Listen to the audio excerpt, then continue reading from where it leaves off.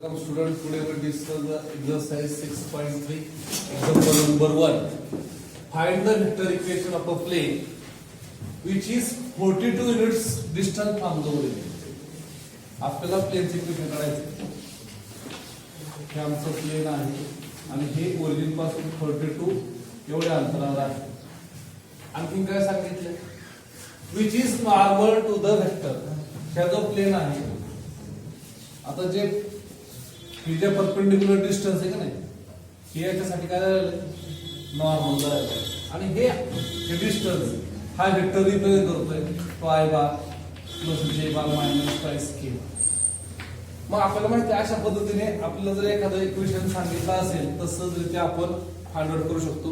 आणि तो कोणता फॉर्म आहे इक्वेशन फाइंड आउट करायचा नॉर्मल फॉर्म. नॉर्मल फॉर्म मध्ये हा मला काय दिलाय n बार दिलाय. It is not n cap. आपल्या नॉर्मल फॉर्म मध्ये काय असतं r bar dot n cap is equal to शेंडीवर असा आपला नॉर्मल फॉर्म आहे. कळतंय ना? इथं हा जो दिलेला आहे हा शेंडीवाला पिन आहे म्हणजे हा टोटल अंतर भरपूर मोठा वेक्टर दिलेला आहे त्याला अंत नाही. त्याची मॅग्निट्यूड काय तरी दिलेली असेल पण आपण काय करायचं त्याला युनिट वेक्टर मध्ये कन्वर्ट करायचं. म्हणजे समजा मार्केट मधून सांगितलं की 9 पेरूची किंमत साधारणपणे 35 रुपये आहे तर 15 पेरूची किंमत किती येईल? मग तुम्ही काय करता 9 ची एका पेरूची किंमत काढता. अगदी तसंच एकाची काढायची आहे मग तुम्हाला हवा तेवढा लांबीचा काय करायचा वेक्टर तयार करू शकतो. तशा पद्धतीने तुम्हाला युनिट वेक्टर फाइंड आउट करावा लागेल. आणि मग n कॅप तुम्ही काढायचा आणि मग तुम्हाला पाहिजे तेवढा लांबीचा हा एवढा 42 लांबीचा तुम्हाला युनिट वेक्टर तयार होईल. तशी याची लांबी मॅग्निट्यूड किती माहिती आहे 3 आहे म्हणजे याची लेंथ थोडी मर्यादित आहे पण आपल्याला काय करायचंय तो 42 लांबी एवढा पाहिजे असा आपला विचार करू शकतो. मग त्या पद्धतीने आपल्याला जाता येईल. मी इथं काय काय दिलेलं बघा सोल्युशन मध्ये एक्झाम्पल मध्ये काय दिलंय तर गिव्हन दॅट आम्हाला शेंडीवाला पी ची किंमत दिली 42 युनिट. ओके त्यानंतर काय दिलंय n बार दिलाय 2i bar plus j bar minus twice k bar. बरोबर. मग आता सुरुवातीला काय करायला लागेल आपला फॉर्म्युला काय r bar dot n cap is equal to शेंडीवाला तोपर्यंत आपण इक्वेशन लिहू शकत नाही. मग शेंडीवाला पी आपल्याला sorry n cap find out करायला लागेल. मग काय काढतो आपण n कॅप काढण्यासाठी टेक मॉड्युलस म्हणजे take modulus of n bar. मग काय म्हणता येईल 2 स्क्वेअर 1 स्क्वेअर मायनस 2 स्क्वेअर आणि मग उत्तर काय मिळतं 4 प्लस 1 प्लस 4 अंडर रूट 9 आलं म्हणजे n मॉड्युलस ऑफ n बार मध्ये किती आला 3 आला. मग n कॅप आपल्याला फाइंड आउट करता येईल. n कॅप काय असतं n bar divide bye modulus of n बार आणि मग उत्तर आले twice i bar plus j bar minus twice k bar divide bye किती दॅट इज आवर काय मिळाला n कॅप. n कॅप आपल्या जवळ आहे. डिस्टन्स फ्रॉम ओरिजिन तुमच्या जवळ आहे. तुम्ही प्लेनचं रिक्वायर्ड प्लेनचं सहज ते इक्वेशन फाइंड आउट करू शकता. मी आपण म्हणतोय the equation of the vector equation म्हणा the vector equation of required plane काय सांगताय मग आपला फॉर्म्युला इज मग आपला फॉर्म्युला काय r bar dot n cap is equal to शेंडीवाला p r bar as it is n cap ची फक्त किंमत लिहायची twice i bar plus j bar minus twice k bar upon किती 3 इज इक्वल टू किती 42 यानी फक्त इकडे मल्टिप्लाय करा आपलं इक्वेशन संपलं. तो i bar plus j bar minus twice k bar is equal to साधारणपणे 6 आला 1 2 6 126 आणि this is our vector equation of a plane. याच्यापेक्षा वेगळं काय असणार ओके. एक्झाम्पल नंबर आपण पुढचा करायचा find the perpendicular distance from the origin आपल्याला टू द प्लेन काय सांगितलं. म्हणजे परत एकदा काय करायचं आपल्याला हे प्लेन दिले आणि एवढा अंतर आपल्याला विचारलेलं आहे. ओके म्हणजे शेंडीवाला ते आपल्याला फाइंड आउट करायचा आहे. इथं काय दिलेलं आहे बघा इथं म्हणायचं given equation of a plane काय दिलं 6x minus 2y plus 3z minus 7 is equal to 0. आपण ह्या 7 ला उजव्या बाजूला पाठवू 6x minus 2y plus 3z is equal to. आता काय करायचं आपल्याला माहिती आहे की these are डायरेक्शन रेशोज. कोणकोणते डायरेक्शन रेशोज 6 मायनस 2 आणि 3 इथं म्हणायचं हिअर the डायरेक्शन याची कंपॅरिझन केली तरी which is of the form म्हणलं तरी चालेल. Which is of the form कोणता फॉर्म मध्ये दिसते मला x plus b y plus c z तर बी म्हणलं तरी चालेल equal to d minus d म्हणलं तरी चालेल. मग आता आपल्याला हे कळलं डायरेक्शन रेशोज कोणकोणते येते मग ए ची किंमत आहे सी, बी ची किंमत आहे -2, सी ची किंमत आहे सी. ओके मग आपण आता काय डायरेक्ट कशात रूपांतर करायला लागणार आपल्याला तेव्हा आपल्याला लेंथ मिळते. कशात रूपांतर करायला लागणार आपल्याला डायरेक्शन कोसाइन मध्ये. मग length l m and n b दवा काय डायरेक्शन कोसाइन. आणि मग आता याच्यावर डायरेक्शन कोसाइन मध्ये आपल्याला जाता येतं. काय फॉर्म्युला आहे आपण अंडर ए स्क्वेअर प्लस बी स्क्वेअर प्लस सी स्क्वेअर. आणि मग काय करावं लागेल मला 6 अपॉन अंडर 6 स्क्वेअर -2 स्क्वेअर आणि 3 स्क्वेअर. उत्तर आलं 6 अपॉन अंडर 36 4 प्लस 9 मला वाटतं 6 अपॉन अंडर 49 6 अपॉन किती आलं 7. व्हॉट अबाउट 10 सिमिलरली -2 अपॉन 7 आणि मग आता याच्या छेदामध्ये 7 आपल्याला घ्यावं लागेल. म्हणजे याचा अर्थ काय ह्या समीकरण 1 ला तेव्हा हे डायरेक्शन कोसाइन मध्ये याचं रूपांतर होईल. आणि जेव्हा एक्स वाय चे सहगुणक डायरेक्शन कोसाइन असतील तेव्हा उजव्या बाजूला काय दाखवलं जातं length of perpendicular from the origin दाखवलं जातं. असा फॉर्म्युला आपण पाहिलेला आहे. मग आता काय करावं लागेल आपल्याला we divide 7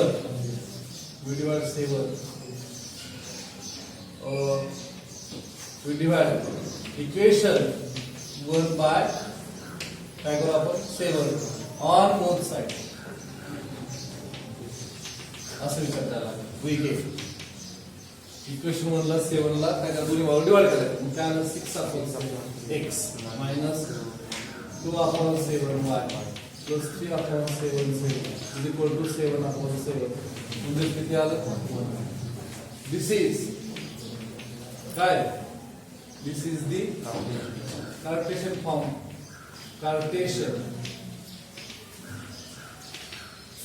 of equation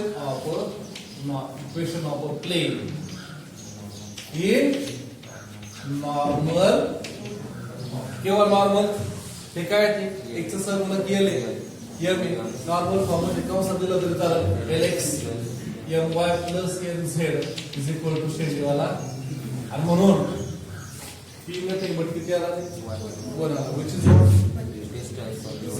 which is काय perpendicular distance from the origin to the म्हणजे काय काढतोय ते आपल्या लक्षात आलं पाहिजे. Example number 3. Find the coordinates of the foot of the perpendicular drawn from the origin to the plane the LF x plus 6y plus minus 3z is equal to 36. म्हणजे काय करायचं आपल्या चित्र लक्षात आलं की बरोबर उत्तरापर्यंत आपण जाऊन पोहोचतो. आपल्याला काय करायचं ह्या पॉइंटची कोऑर्डिनेट फाइंड आउट करायची.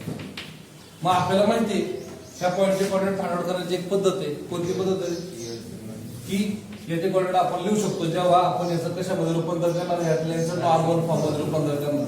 आणि जेव्हा एक्स वाय झेड चे सहगुणक हे आपले काय रिप्रेझेंट डायरेक्शन कोसाइन तेव्हा आपल्याला एमपी आणि एनपी च्या माध्यमातून ह्या फुट ऑफ परपेंडिक्युलरचे कोऑर्डिनेट्स फाइंड आउट करता येतात. म्हणजे तुम्हाला काय काय माहिती पाहिजे आता हे मिळण्यासाठी तुम्हाला डिस्टन्स फ्रॉम द ओरिजिन माहिती पाहिजे आणि डायरेक्शन कोसाइन माहिती पाहिजे. म्हणजे तुम्ही सहजरित्या कोऑर्डिनेट पण जाऊन पोहोचता. मग आता इथे काय दिले मला given equation of the plane जसं आता लिहिले तसंच काही बदल करायचं नाही.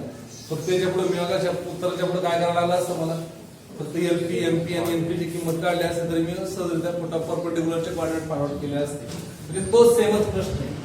मग काय इक्वेशन आपल्याला काय 2x plus 6y minus 3z is equal to 60.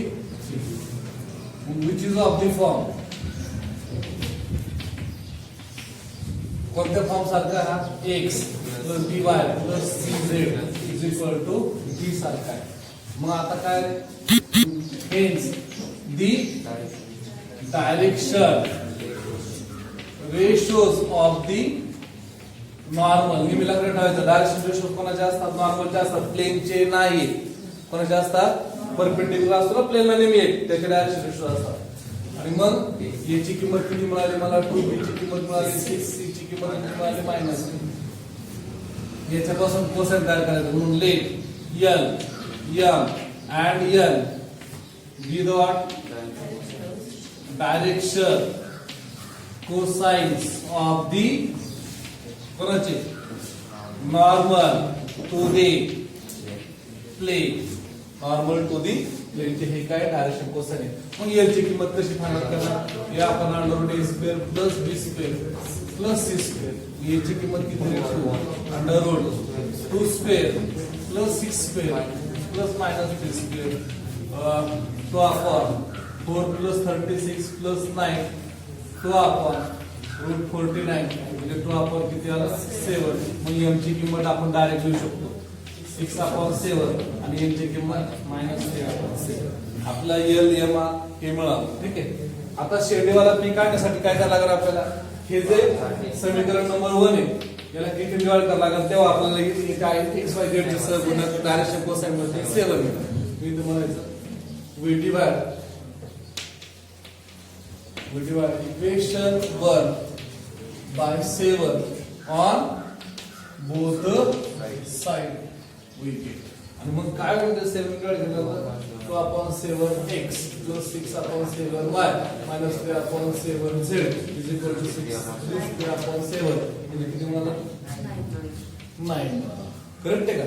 मग which is of the form which is normal form of म्हणलं तरी चालेल. Normal form of equation of plain.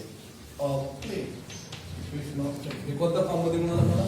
Normal form मध्ये. काय नॉर्मल फॉर्म कशाला म्हणायचं? कंसात lx plus my plus nz is equal to शेडेवाला पी सारखा मला दिसायला लागला. काय म्हणतो मी? Normal form. का असं म्हणायचं? l म्हणजे काय? याचा वर्ग आणि याचा तिघाचा वर्गाच्या वर्गाची बेरीज जर आपण इथे उत्तर दिली तर 1 म्हणून त्याला आपण काय म्हणतो?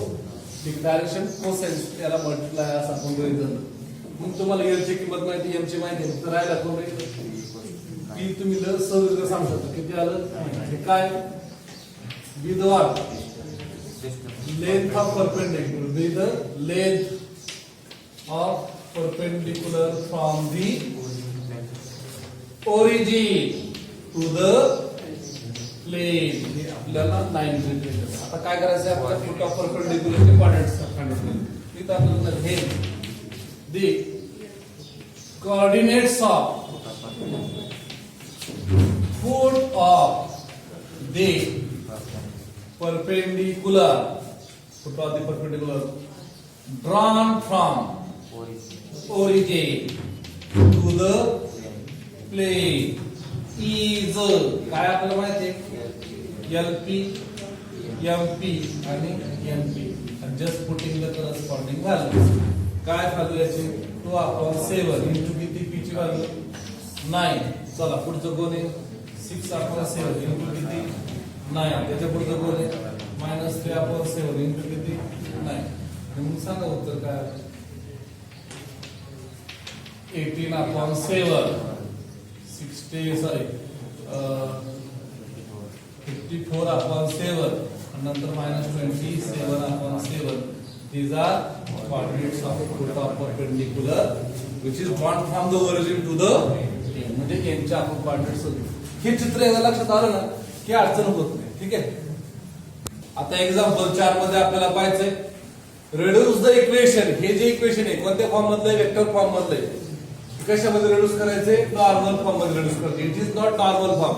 का बरं मी याला नॉर्मल फॉर्म नाही म्हणणार?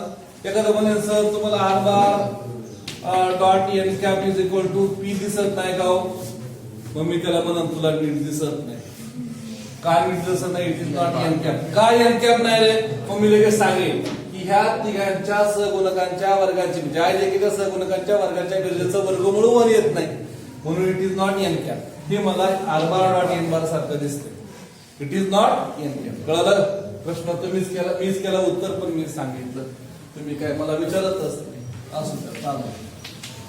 मग आता काय म्हणायचं तर गिवन इक्वेशन ऑफ दी काय प्लेन काय plane r bar dot c i bar 4j bar plus 12k bar is equal to 78 दिलेलं इक्वेशन आहे. आता हे कोणत्या फॉर्म मध्ये दिसतं which is of the form r bar dot n bar is equal to d not शेंडीवाला p. हा शेंडीवाला p कधी होऊ शकतो तेव्हा इथे n कॅप असेल तेव्हाच होऊ शकतो, अन्यथा हा d म्हणून काम करणार आहे. कळलं? मग हिअर अँड हिअर काय दिसतं तुम्हाला n बार दिसता काय 3i bar plus 4j bar plus 12k बार. याचा लगेच काय काढणार तुम्ही नॉर्मल फॉर्म मध्ये आणायचं ना, म्हणजे मला r bar dot n cap is equal to शेंडीवाला p सारख्या फॉर्म मध्ये आणायचं. मग आता याला आधी n कॅप रूपांतर करावं लागेल. मग काय करावं लागेल आयजेच्या सहगुणकांच्या वर्गाच्या बेरजेचा वर्गमूळ घ्यावा लागेल आणि मग उत्तर किती 9 प्लस 16 प्लस 144 म्हणजे किती आलं उत्तर 169 आलं म्हणजे 13 आलं. n कॅपचं n बारचं उत्तर किती आलं 13.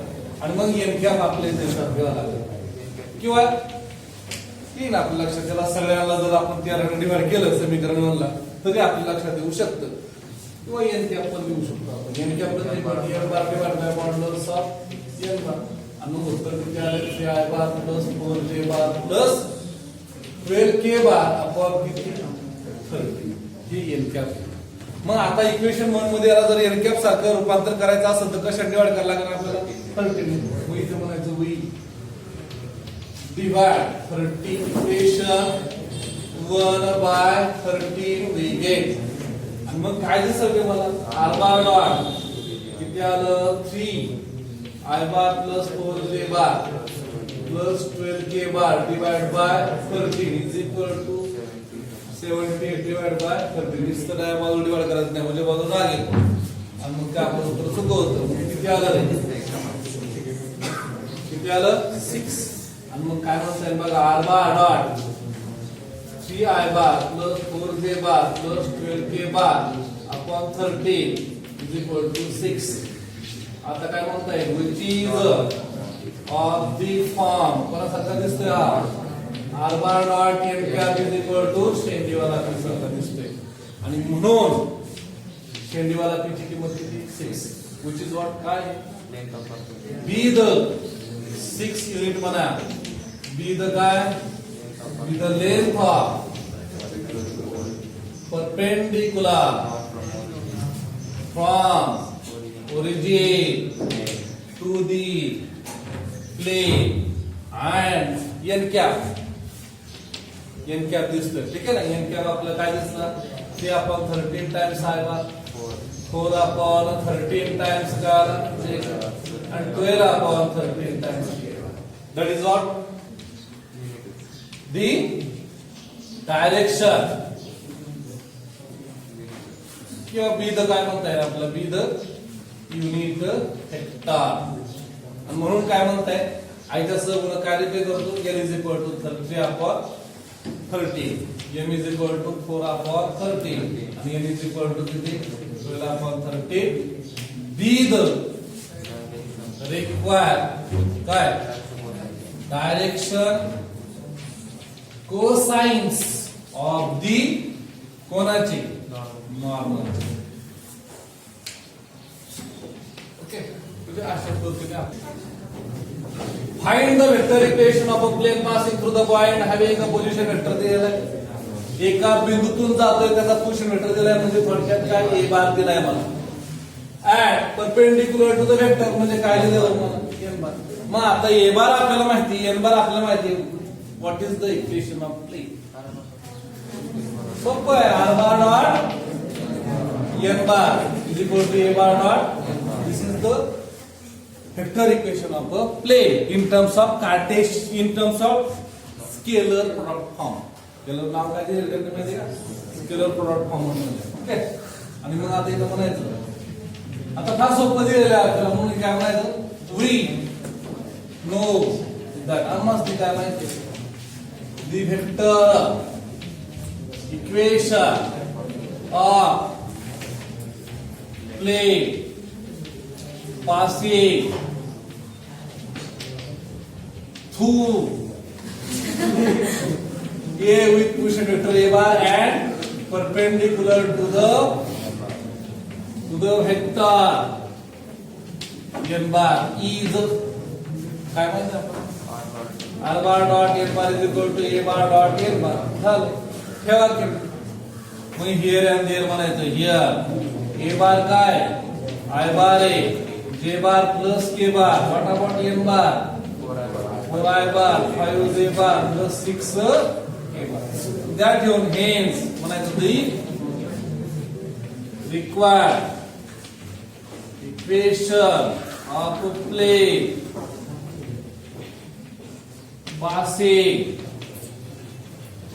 through the point with position vector with PV A bar दिलाय काय I bar plus J bar plus K bar and perpendicular to the vector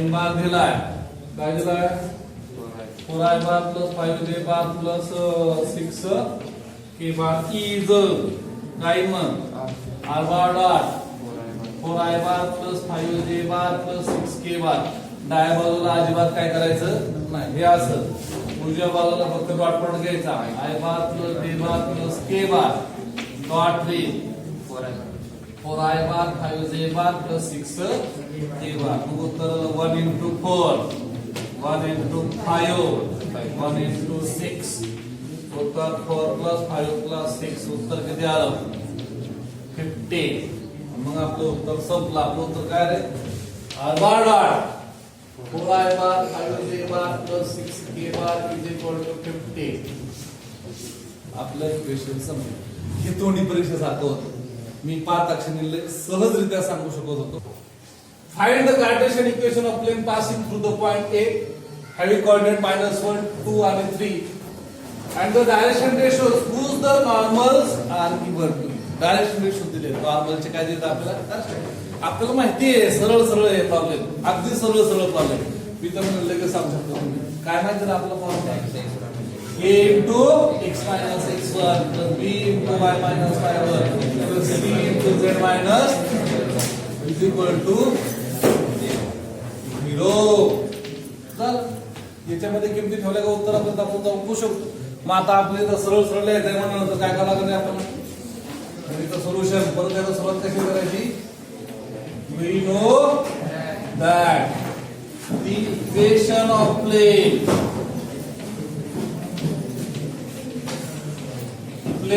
passing through point A having coordinate x1 y1 z1 and the direction ratios of the normal to the plane are A, B, C is मास असेल तर काय समीकरण तयार होते तर मग x A times x minus x1 B times असं म्हणलं तर x minus x1 times A y minus y1 times B and z minus z1 times काय आलं c is equal to 0 मग आता here and there म्हणायचं here पॉइंट काय दिला रे a having coordinate -1 2 3 म्हणजे काय दिलं x1 y1 आणि z1 च्या किमती दिल्या a चे कोऑर्डिनेट a किती दिलेले आम्हाला 0 b किती दिलाय 2 आणि c किती दिलाय 5 मग काय म्हणतात hence the required the equation of required plane म्हणून the Cartesian equation of required plane passing through the point A having coordinate -1 2 3